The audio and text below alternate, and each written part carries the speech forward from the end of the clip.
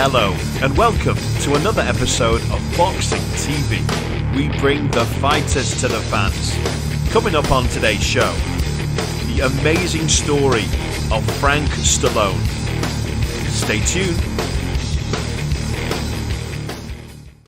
A massive welcome to my next guest, and I've been really looking forward to this one. All the shows that we've done and all the fighters we've had on, we're looking at a bit of an angle this time, with a fighter, a singer, an actor, an incredibly famous name, Mr. Frank Stallone. Frank, how are you doing? You well? Well, thank you, Dan. Appreciate you having me on from Los Angeles to England. It's a long way.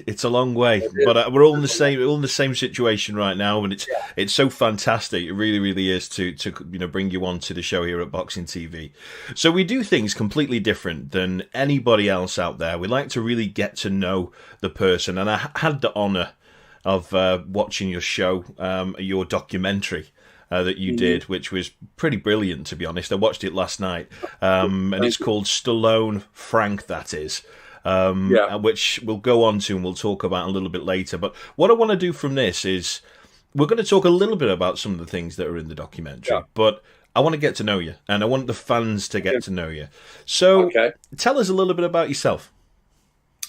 Well, I was born in New York City, raised in Maryland, with my brother, my father, my mother. And, from an early age in the documentary, I started singing at 6 years old. So I knew what I wanted to do for sure. I mean, I totally had a vision on what I wanted to do and where I wanted to go. And I just took it from there. I mean, it was like a wing and a prayer. But I had a total idea of what I wanted to do when I was that young.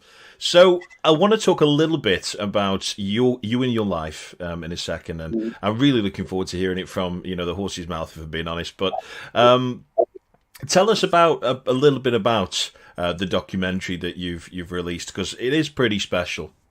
Mm-hmm. Well, I was approached to do the documentary. I had no plans on doing a documentary on myself, and it was brought forward to me by Derek Wayne Johnson, who's the director. And I kind of thought it was a lark. I didn't really put that much into it because living in Hollywood, you get, constantly, all right, this guy, that guy, you're constantly getting inundated. Well, we're going to do this. We got plans for this, and nothing really ever happens. So I kind of just took it with a grain of salt. And next thing you know, they said, we can talk to. So I just went into my, phone book or Rolodex and found all these people that I'd known over the many, many years, and started doing interviews. I know exactly the day I opened my mouth to sing. It was a Sunday, all the relatives over at the house. It was an old Italian song. And I didn't know what the hell the words were. I was like 6, 7 years old. It was "E Combare." All of a sudden I just started singing along with it. It just seemed natural. For some reason it was effortless for me. I never had a pitch problem. I could just sing. Please welcome Frank Stallone. Frank Stallone. Frank Stallone. Frank Stallone. Frank Stallone. Frank Stallone. Frank Stallone. In his world and his talent, he's every bit as good as I am at what I try to do. He's a 5-tool guy. He can sing, he can act, he can perform, he can write, and he can fight like a son of a bitch. He was always kind of performing. He had this kind of theatrical thing. Frank was always kind of on. He sings his ass off, always did. Frank has style, and Frank has endurance. He likes to talk a lot. He can talk. He's a force. He's the real deal. Everybody knows, he did a little doo-wop thing in the first Rocky film, and they think, oh, that's cute. Sylvester had his brother sing a little thing at the beginning. And then you dig deeper and you find out, wow, this guy's a tremendous musical artist in his own right. It was something I was born to do. And I was able for once in my life to be able to show people what I could do. This is the chance of a lifetime. He was into music 24 hours a day and knew that was his calling. He never quit. I don't think the public took him serious. People are going to be thinking of Sylvester Stallone. You just think of him as soon as you see Frank. It's not easy because you live in the shadow, and every time you get a great job, people say you probably got that because of your brother. He didn't. He got this because of his talent. He's gone through hell I mean, they would put signs up, appearing tonight, Rocky's brother. Rocky's brother. Oh, man, come on. I felt like a complete and absolute failure. Frank, I'm sure, knew what he was getting himself into. He just loved to play.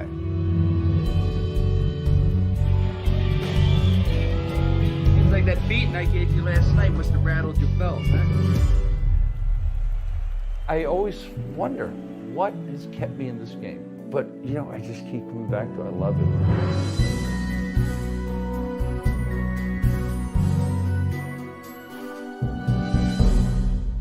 Yeah, Danny Aiello, Guns N' Roses, Duff from Guns, Richie from Bon Jovi, John Oates from Hall & Oates, Geraldo Rivera, Billy Zane, Joe Mantegna.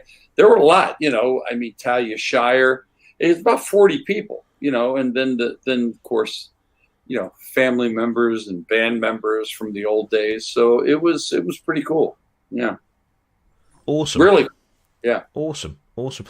So, of course, we'll get on to this a little bit later, and I want to talk man-to-man with you. And it's going to be, I'm looking forward to it, to be fair. But tell us a little bit about your life growing up with, you know, you and your family. Yeah, well, you know, we grew up in a broken home. My mother and father got divorced when I was like 6 years old. And, you know, I went to live with my aunt and my grandparents and stuff like that. So it was a lot of shifting around, kind of an unstable childhood, I would say, not your dream childhood. But I think, you know, God blessed me and my brother with the gift. And I think it was a lifesaver. Not that who knows, not that anything maybe bad would have happened or anything like that.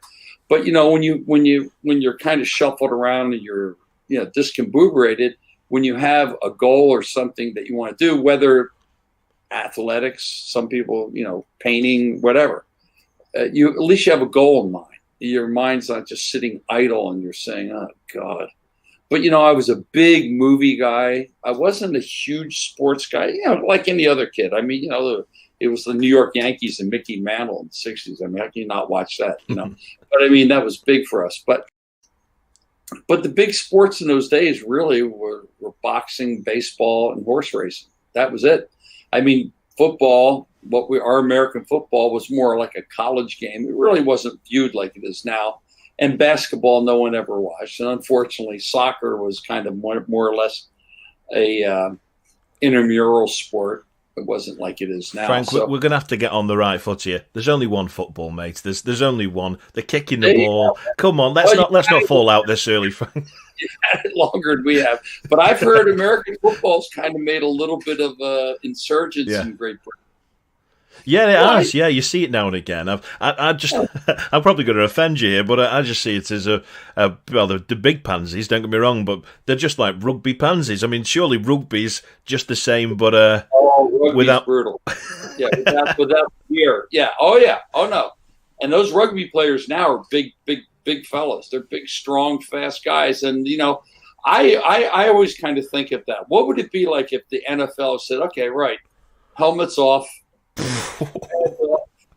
And these guys are 330 pounds. Yeah. You wouldn't be apt to give the guy the head that much because you know what would happen. The size of the guys over there, though, involved in, you know, we call it American football. I mean, the guy's like 6'9" and like 300, 400 pounds, and they can run 100 meters in 10 seconds or something stupid. I mean, yeah, they're very fast. But again, it'd be interesting to see without the gear. At one point in the documentary, you mentioned about having an apartment next to Sylvester, your brother.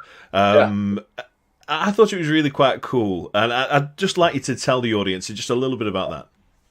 Well, it was on 56th and Lexington, which is, 4 blocks away from Bloomingdale's. But in those days, it was kind of a nice neighborhood.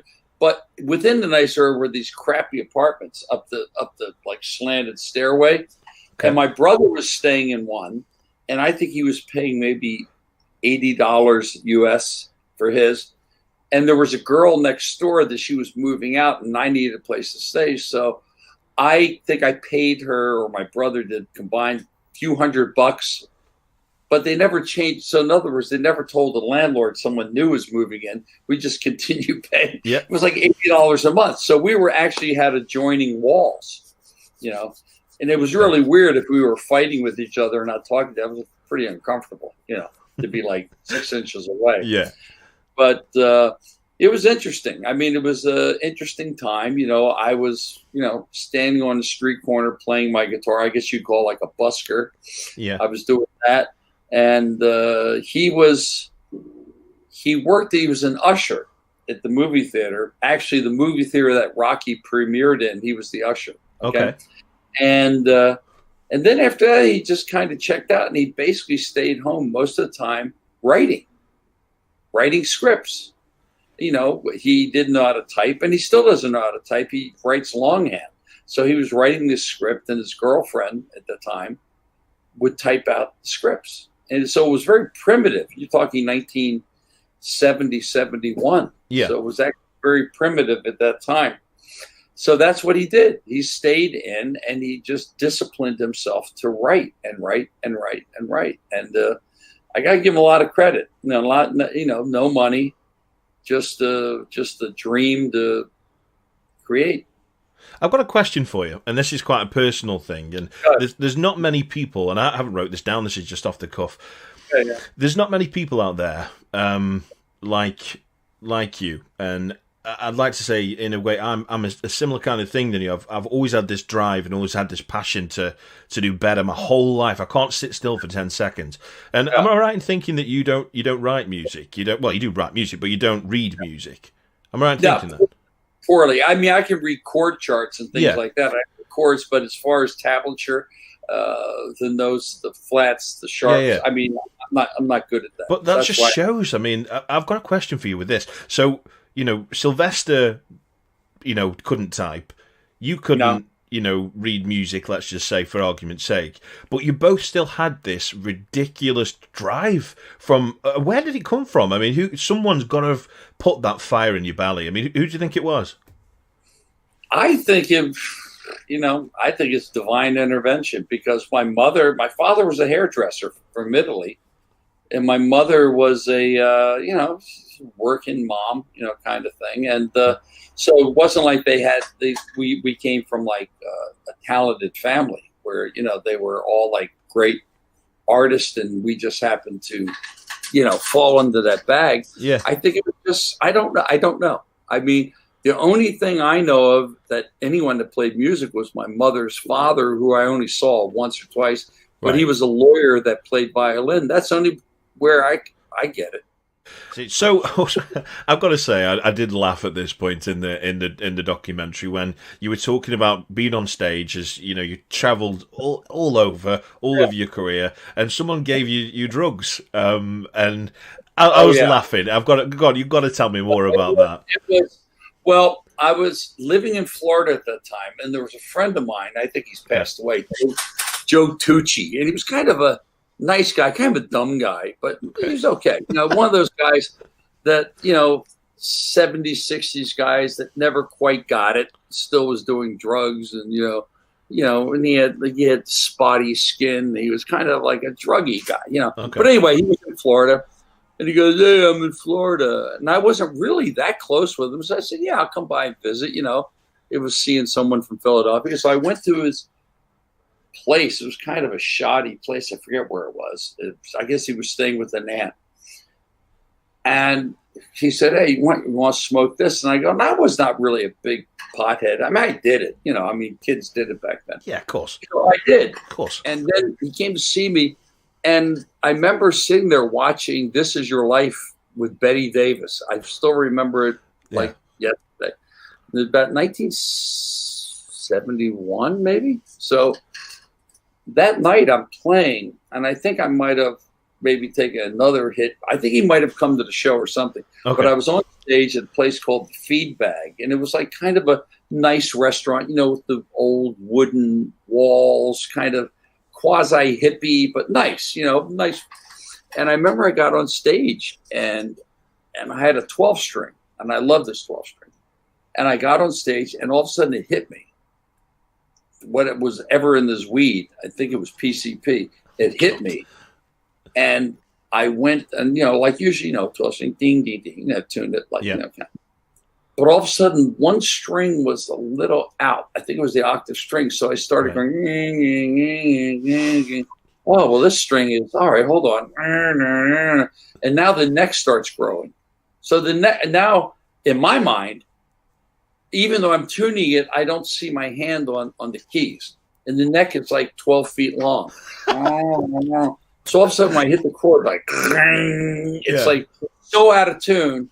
It would take a magician to tune this thing. Yeah. And that was the show. I think I went, hey, okay, thank you. And I just left. And it was, how did you explain yourself from that, though? I mean, I was so stoned. I don't even think I knew I was on stage. That's so funny. And man, after that freaked me out. Yeah. You know, because I was not a drug person. I remember once when I did LSD, someone would go, oh, try it, 1968. Okay. So I did Purple Osley, you know, this 1968. And all of a sudden we're at this girl's house, you know, like how guys, you know, girls babysit, you know, guys would come over, gather around, you know, just sit around, nothing drastic, just goofiness, you know, teenagers. Yeah. And all of a sudden there was this little dog who looked like a Yorkshire, you know, like a big Yorkshire Terrier. And every time I'd look over, the dog would go like, oh. I said, what the hell is this? So I'm talking to my friend Bill. I go, I think that's a narc. He goes, what do you mean? I think it's a narcotics agent in a dog suit. No way. You're getting paranoid. Yeah. So I said, we gotta jump this dog before it's too late. So we grabbed this dog, this little Yorkie, and we put him on his back, and we're looking for a zipper. We thought it was a narc in a dog costume. Oh. The dog's this big, you know. So that's how. And I go, I guess he's all right. I mean, at that point, that was it for me. I said, you know what, this is a little too much. Yeah. I got a vivid imagination, anything. When a Yorkshire Terrier, it'd be like a dachshund. You know, hey, man, there's a cop in there. Yeah. Yeah, so like you need to cut it open to find a little policeman. Okay. Yeah, and the end of my experimental drug era. So following this, obviously we still didn't get where you wanted to be fully in your career, but you then had a call from your brother who told you he needed a song for Rocky. Boxing movie. Yeah, boxing movie called Rocky. Yeah. Which I was clueless about that, you know. Yeah, because at that, I mean, it sounds alien to me, but at that point, you know, which it was the start, wasn't it? Where you could take you back, do. That was the bit, wasn't it? So what happened was, I said, okay. He says, yeah, I want to do something, you know, like you used to do on the street corner, like a cappella music. I said, okay. I said, yeah, okay, I'll figure something out. So I just had this song, and I started putting together, take you back, kind of this mantra thing, which would have been more like a doo-wop situation. Mm-hmm. And then I just kind of forgot about it, you know, because it was months and months ahead of anything. Okay. I got a call that, you know, he was in Philadelphia. Do I have a song? I go, yeah. He goes, well, are you going to come down and sing it? I said, well, I don't know. I mean, you just called me up. You know, I'm living in New Jersey. You're in Philadelphia. So what happens, he wanted the group to come down and sing in this movie. And they didn't really, and they could care less. I mean, they didn't care. No, they were a little afraid of my brother because, you know, he was like a bodybuilder and we were like skinny, anemic, like rock guy, you know? Yeah. And, you know, he was always trying to tell us how to sing. Hey, you should sing like this, you know, like Joe Cocker, you know? So the guys were like a little put off. They go, nah, we don't want to do it. We're playing this place and there's a lot of young birds hanging around, so it'll be fun. For $140. Now think about $140 split 5 ways, and the manager takes 20% off the top. So he gets $28, which leaves us like with what? $120 between 5 people. 5 guys, yeah. So we're basically walking away with like $19 each for a night of music. So So my brother, so they said they didn't want to do it. It's like, hey, you got to do it. You know, I'm down there like this. You do the best impression ever of success. I'm sitting like this. So they come back at us. They go, okay, we'll give you 140. I said, but we're making 140. Yeah. He goes, 140 each. I go, what? Wow. That's like a month's work for us. Yeah. 140 each. So we went down there and got a little knackered, you know, drinking on the street corner. And we just sang the song and just kind of forgot about it after that. And then next thing you know, like 9 months later, this movie comes out and people are just going absolutely bonkers for it. No, they're just going crazy for this little movie, you know. and that was the beginning of Rocky. It became like a cult song. It's in favor of the 6 Rockies. It's in Rocky 1. It's in Rocky 3. It's in Rocky 5, which I had nothing to do with that. Some guys did, and in Rocky Balboa.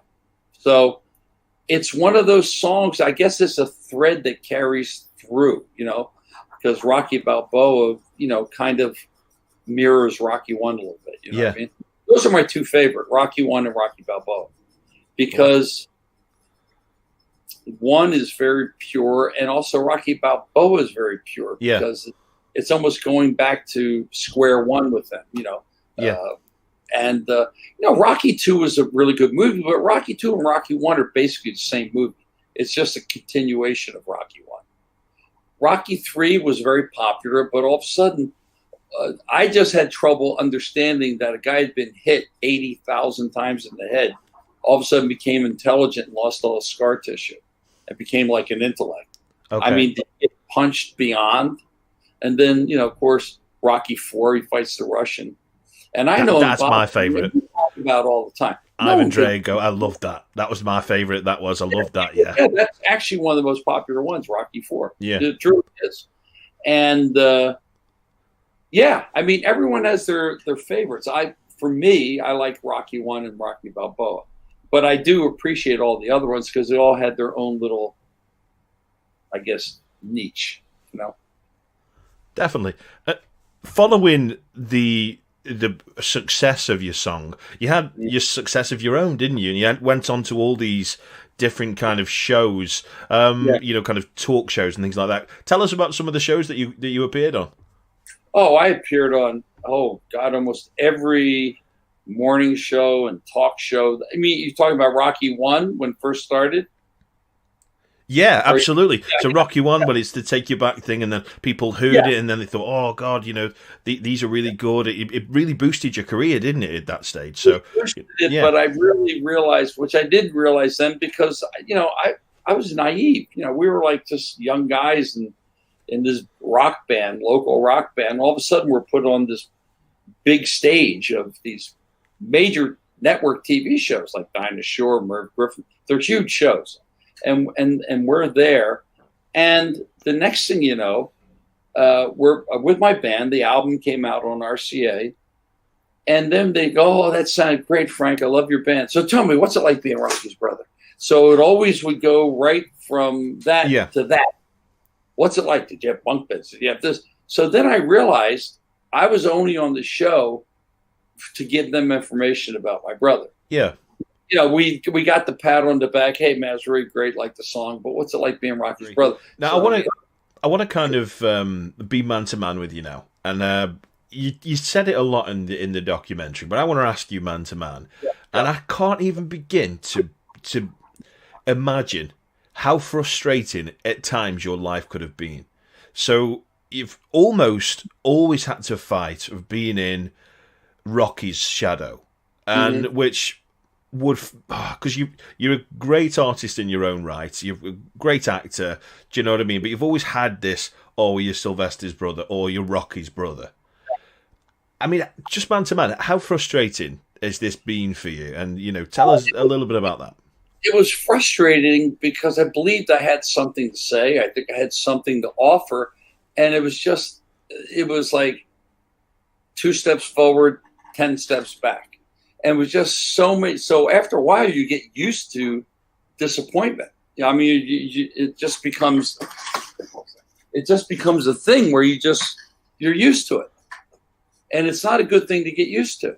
I mean, the thing is, you have successes, but, as I stated in the documentary, I never had a team behind me. I never really had a proper structured team. You know what I mean? So I didn't have that. So that's where the problem was. I mean, I didn't have anybody watching my back. I was kind of on my own. So, when you suffer alone. So I didn't have a lot of sounding boards. And the people that I did had sounding boards knew less than I knew. So. Were you signed with the same, was it, I'm not sure if it was the same label or whatever, than like Elton John and a few others? I mean, they must have had massive amounts of publicity and a team behind them to be as successful as they were. Yeah, but Elton John also had, a big team around him. he had his manager, he had a group of people, around him, and he came out of the box as a sensation, with Your Song, his first album, but he just had a good machine behind him, as did the Eagles. All these guys, they had great managers. I didn't have that. So every time an opportunity would come, whether it be Rocky, and then Staying Alive, and then some of the films like Barfly and Tombstone, some of the good movies I did, there was no follow-up because I didn't have anybody. So you were a fighter too, weren't you? You had a good go at boxing. Tell us about that. Amateurs, I was with different weights in the amateurs in America than is like. So I fought at 156, and then a little later I just got a little bigger just naturally, and then I fought at 165. So there were weird weights because normally that 156 would be a junior middleweight, and 165 would be today a super middleweight. So it's different. So it wasn't like 147 and 160 welterweight, middleweight. But it was a little different in those days because we didn't wear headgear in the fights. We didn't wear like a shirt, and we wore horsehair gloves. And actually the amateur fights in some ways can be a little more dangerous because you only have 3 3-minute rounds. Yeah, it's all action. You don't really know who you're fighting, and you got to get it on. I mean, you don't have much time. So, I remember I got in the ring with this one guy, and man, right from jumps, he hit me with a bolo punch. I said, "Oh, okay, right in the solar plexus." And he did it again. I said, "Well, this son of a gun, I'm going to chase this guy around." But he won the fight on points. But he had a lot more fights than I did. And he was tall guy from Connecticut, and he was really nice. The weird thing is about it, we were sitting in the dressing room talking just for like an hour. Really nice guy. And they go, "Okay, Stallone, you're up next." I go, "Who am I fighting?" He goes, "That guy." I said, "You mean the guy I've been talking to for an hour?" He goes, "Yeah." Yeah. And he was a nice guy, but he won the fight. But he hit me, and then all of a sudden, out of nowhere, man, I hit him with a shot. Boom! The crowd goes, "Ooh!" And he went like, "Hey!" Did the Muhammad Ali laughing, but I know I heard him. But he hit me a shot, and people went, "Ooh!" And I was like Jake LaMotta, But yeah, I mean, I tell you, it was exhilarating. I mean, I've watched fights with Sugar Ray Leonard, his own fights, and he's sitting there going, "Ooh, God, yeah, can't believe I was doing that." But when you're young, you have no sense of mortality. You don't care, do you? No, not at all. You're invincible, aren't you? You're invincible, yeah. Awesome. Now, I want to talk to you about something that I never even knew until I saw your documentary, and I was like, "Oh my God, what something to be remembered by." So you had a big involvement within Staying Alive, didn't you? Which was the sequel to Saturday Night Fever with John Travolta. First of all, what was your involvement in it, and tell us a little bit about how that was, because that must have been something that you'll always remember. I found out that my brother was directing it. I didn't even know they were going to do a sequel to Saturday Night Fever. So I went to the set, not the set, to the office. They were pre-production. Right. So I went up to the office and I said, "Look, I said, do you think there's a chance I can, maybe get a song in a movie?" And he goes, "I don't think so." I said, "Okay." Because let's face it, it's the Bee Gees, isn't it? And Robert Digwood was their manager, but also the producer of the movie. So my chances were slim and none. You know that. And so I guess the humor, he said, "Well, go write some stuff." I said, "All right." So I just started writing songs. Of course, I nicked the script as I was walking out. Oh, brilliant. So I read the script, but the thing was, it kind of, the character of John Travolta, Tony, kind of mirrored where I was at, because, if you look at the first movie, he kind of had an epiphany where he wanted to be like considered a credible artist. You know what I mean? Not some like Goomba on the street. Not that I was a Goomba on the street, but at that point I dedicated so many years to music that I had nowhere to go. I had nowhere to turn. I hadn't had the results that I'd hoped I'd had, in my career. So when I wrote those songs, I guess in some ways they're autobiographical. Not that I was conscious of it. Maybe I was, but I wasn't aware of it. And so I started writing these songs, and then something happened. The Bee Gees kind of fell out of the movie. They actually, I found out later, never really wanted to do it. Yeah, they didn't. Because they'd done what they'd done in Saturday Night Fever, and it was remarkable. 52 million albums. A lot of records, man. Wow. And they were so established before that anyway, and they were not a disco band. They just added their music to people dancing, but they were not a disco band at all. They were one of the greats. And so anyway, they fell out, and then I heard they went to Billy Joel. He didn't want to do it. They went to Hall & Oates, and they didn't want to do it. So I guess they came back to me. Now, all those songs have been rejected already. Everyone, like 11 of them. So you'd gone away and wrote all these songs, and then they said no to every one of them. Yeah, no shot at all. And then my brother called me up, and like I have 2 phone calls from my brother. I can tell what's on his mind by his voice. Like if he's mad at me at something, or like something I said, all right, Fred, that one. And if he wants something, it's like this really happy, like, hey, brother, how are you? Okay, well, I guess he wants something.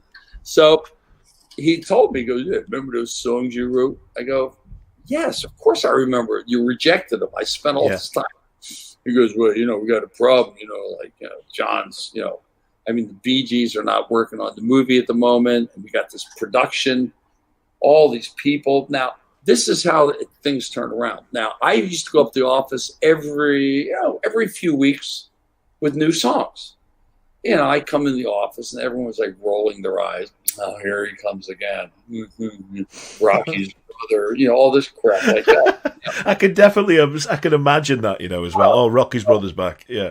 Totally. And, so now all of a sudden the tide turns. My brother plays stuff for Travolta. I was sitting there, what's in the movie. I don't want to give everything away. But they start adding my songs in the movie. Every week they're adding another song. So now it's up to like almost 11 songs. I'm there. Are you kidding me? I was broke. You have to understand, my career was basically finished. I was 32 years old.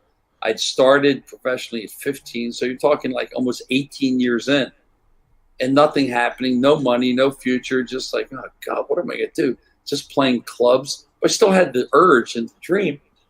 And now they weren't rolling their eyes that much when I came in the office. So now it's like, uh-oh. And it was just magical. It couldn't have been. I never felt so good in my life because, that is for someone like me. That was the payoff, man. That was and it was not about the money. I never got into the music for the money. I got into it because it was something I could do. I couldn't do that much, but it was something I was somewhat good at, and people seemed to enjoy. And so that was my life. And so from that, it was just unbelievable. All of a sudden people were like treating me with respect. Yeah. Coming up saying, wow, that's a great song, Frank. Oh boy, we're going to do choreography. So it was all this stuff coming at me that I craved, because that's what I really wanted. I always wanted the acceptance of my colleagues. Yeah. So also in your career, you've been an actor. And a really successful actor, and you've been acting with some. I was looking through your, what was it now, like your show reel of some of the things you'd been in acting the other day, and doing a bit of research on you. And I was like, I showed my wife. I was like, oh my God, look at all these people that he's been acting with. Tell us about some of the people that you've been acting with in the past. Well, obviously John Travolta in Staying Alive, Bruce Willis in Hudson Hawk, Danny Aiello. Val Kilmer in Tombstone, which was a real thrill. Mickey Rourke in Barfly, and Faye Dunaway was in that movie. Then Fred Claus, which I thought was a terrific movie about Santa Claus with Vince Vaughn. I've seen that. Yeah. Paul Giamatti. So out of the 77 movies, probably 65 or 68 are lousy, horrible movies. But they've become cult favorites. I have no idea. I do some of these things, and these like film guys, these young film, I guess I don't want to call them nerds, but they go, yeah, man, tell us about Terror in Beverly Hills. I go, I've tried to forget it. I mean, but really. So what happened? There's this group of people that love these offbeat, kind of low budget. I like them, you know. I do. I'm murder for zombie films. I love just dead cheap zombie films where they just go, you know, and I love them. They're just hilarious. I grew up watching Hammer films. They're very low budget when you think about it. Or Castle films, or these old like Rodan and Godzilla. I mean, they're terrible. I mean, if you look at the production value, back then we thought it was cool. Or the flying saucer movies where it's a pie tray going through the wire. You know. Like, yeah, okay. But they're fun to watch now because they are camp.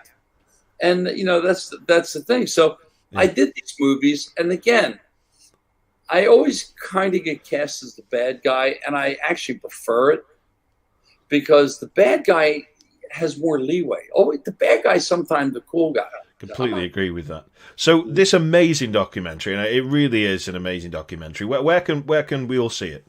Well, you can see it on Amazon Prime right now. It's on Amazon Prime. It's on Google Play, and it's on iTunes. And it's it's doing well. I mean, I am so thankful. I mean, I never seeked out or thought I would have a documentary on my life at this point, but the people have been so wonderful, and it's just been like a dream. I mean, it's almost like I'm feeling like I did in Staying Alive. I mean, you know, it's because, you know, Dan, everyone's told my life story but me. What have you got to say to your fans out there? I want to say to my fans, listen, if anyone wants to contact me, I'm very easy to find. Frank.Stallone on Instagram. I have a great guitar company called Frank Stallone Guitars. You can find that at frankstalloneguitars.com. And most important, go see Stallone Frank. That is, it's available to everybody around the world. And I hope it inspires you, and I hope it makes you feel good. And that's what we're here for. And I hope you enjoy. And Dan, it's been great. You know, England is one of my favorite places. I haven't been there in a while. I hope to come soon. And to all your fans out there, Tally-o.